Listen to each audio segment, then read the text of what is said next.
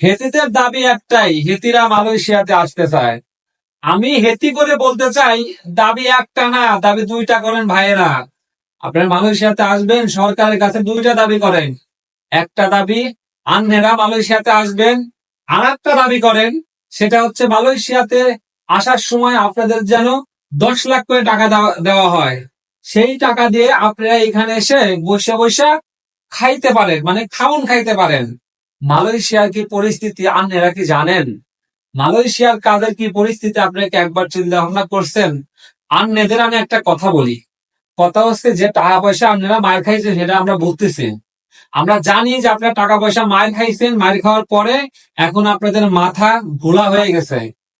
ভাইয়েরা, আপনাদের আমি একটা কথা কই, মালয়েশিয়াতে বর্তমানে প্রচুর পরিমাণ কাজের সংকট। একটু বোঝার চেষ্টা করেন। আপনারা আসেন, আপনাদের যদি নিষেধ করে আপনারা তো মনে করবেন যে আমরা মনে হয় মালয়েশিয়াতে স্বর্গে বাস করতেছি, আমরা সেই জন্য আপনাদের আসতে নিষেধ করতেছি। ভাইরা, মালয়েশিয়াতে পরিস্থিতি ভালো না, আসার দরকার নাই। দরকার হয় সরকারের কাছে বলেন যে আমরা মালয়েশিয়াতে যাব না, আমাদের টাকা রিটার্ন ব্যাক দেন, এটা বলতে পারেন।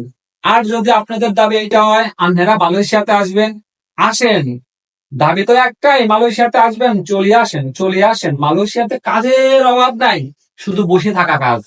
সরকারের কাছে এইটাও বলে রাখেন যে আমাদের দাবি দুইটা, একটা হচ্ছে আমরা মালয়েশিয়াতে যাইতে চাই, আর একটা দাবি আমাদের টাকা পয়সা দাও যাতে আমরা বৈশা বৈশা খাইতে পারি।